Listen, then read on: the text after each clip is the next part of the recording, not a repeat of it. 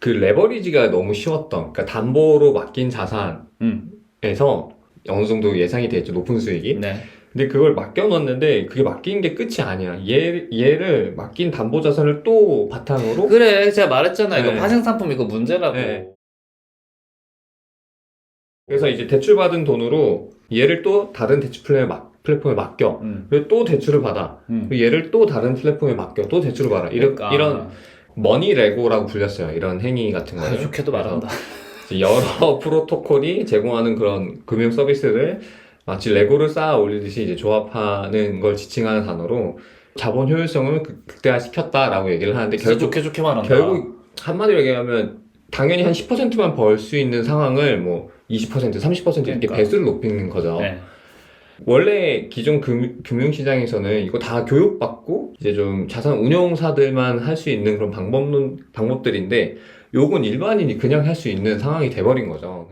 이 머니레고의 가장 그냥 간단한 예시, 저번에도 많이 얘기를 했지만, 메이커다오라는 프로토콜은 네. 이더리움을 담보로 맡겨놓으면 다이라는 1달러의 패깅이 되는 스테이블 코인을 받을 수 있었고, 그게 웃겨. 내가 돈을 맡겼는데 다시 다른 돈을 줘. 네. 그리고 요 다이를 가지고 이 사람이 아베라는 대출 플랫폼에 또 맡기면 그 다이를 바탕으로 이 사람은 또 한 번 대출을 실행할 수 있어요. 뭐 이더리움을 받거나, 네. 이런 식의 일들이 발생하니까 이 사람들은 고수익에 계속 이런 행위를 할 자극이 생긴 거죠. 이제 갑자기 이더리움 비트코인의 가격이 뭐 최근에 루나 사태 이후로 흔들리기 시작했죠. 떨어지기 시작했고, 그러면 굉장히 이제 근간 자산, 기본 시작했던 이 자산들이 떨어지니까 이제 줄줄이 청산이 일으키죠. 그럼 프로토콜에서는 이 자산 담보로 잡았던 애를 판매하기 시작을 하는데, 그쵸? 판매를 하는데 이게 아까 1의 자산을 2에도 맡기고 3에도 맡기고 4에도 맡겼다 해서 줄줄이 그러면은 줄청산이 일어나게 되죠. 근데 그 맡겼던 애들이 떨어진 가격에서 팔게 돼 있잖아요, 프로토콜은. 그럼 더 떨어지겠네.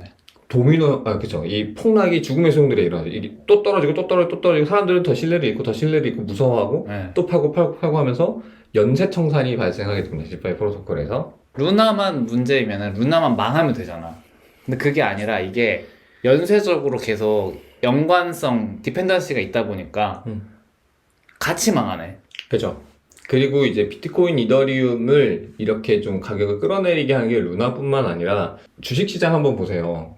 지금 난리 났죠. 미국의 금리 인상으로 지금 뭐 자이언트 스텝 밟고 있잖아요. 네. 그러면 이제 막 4%까지 향해서 이제 갔는데, 이 4%를 말하는 뜻은 내가 돈을 빌려줬을 때 정말 안전한 국채를 샀을 때 4% 이자를 1년 뒤에 돌려받을 수 있어요. 그러면 나의 기업의 성장이라든지 이런 내가 돈을 맡겼을 때 성장은 요 4%가 디폴트야. 요거 이상 못 그거보다 더 넣으면, 줘야지. 네. 리스크 넣을 필요가 없지. 네, 이거보다 안 좋으면 넣을 수가 없는데, 그걸 달성할 수 있는 곳이 얼마나 많겠어요. 투자 심리가 위험 자산에서 안전 자산으로 쏠릴 수밖에 없잖아요. 그쵸.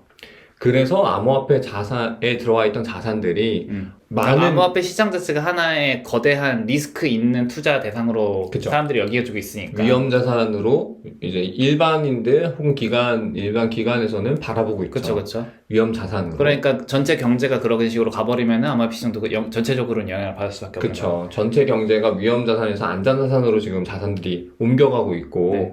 암호화폐 안에서는 비트히더가 든든한 애들이었지만은 또 전체적으로 보면 비트히더도 흔들릴 수밖에 없었다. 네, 흔들릴 수 없는 상황에서 루나가 터졌고, 거기서 또 죽음의 소용돌이가 일어났고, 루나 사태 이후에 이제는 좀 각종 이제 암호화폐 대출 업체나 프로토콜들이 인출을 중단하거나, 우리 이제 돈 없어, 미안, 돈 못 갚아 하고 파산하는 업체들이 속출하기 시작했습니다.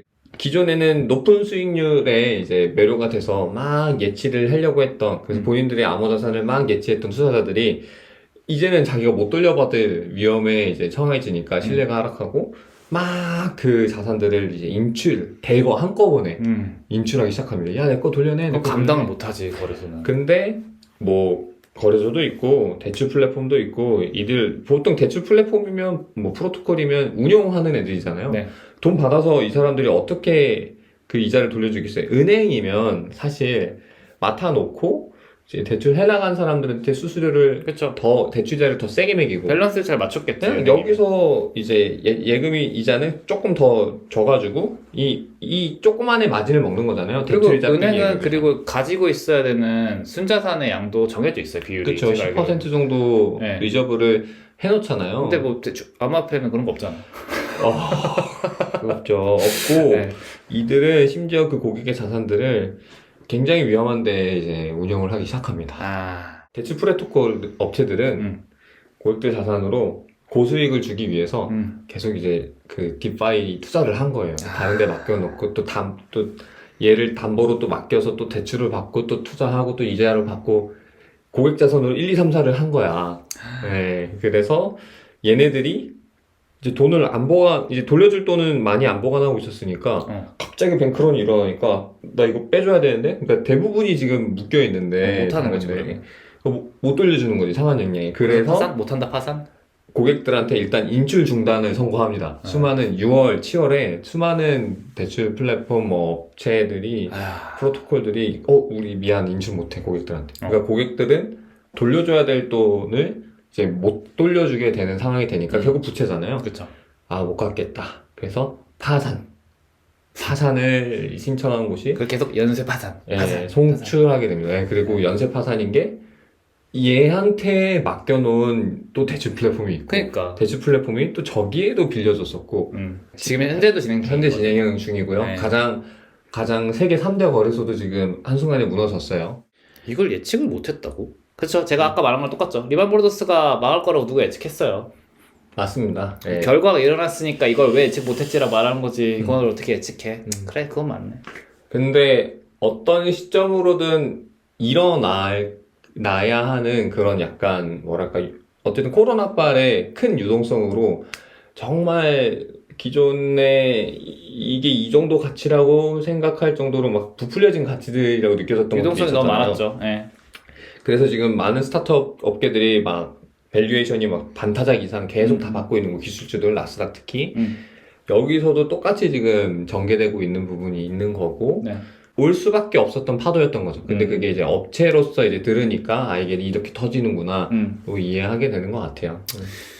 저희가 자본주의 사회는 신용 기반 사회잖아요. 네. 결국 신용이 무너지면 한순간에 연쇄적으로 신용 위기가 일어나는 거잖아요. 네. 저희 그래서 2008년 금융위기도 신용위기였고 여기도 똑같은 그림인 거죠. 지금 결국 그 근간이 신뢰가 흔들렸다. 지금 많은 부분이 그게 이제 근데 그 신뢰가 흔들리는 건 그럴 수밖에 없는 건데 그걸 막을 어떤 규제가 전혀 없었다. 여기까지. 없었다.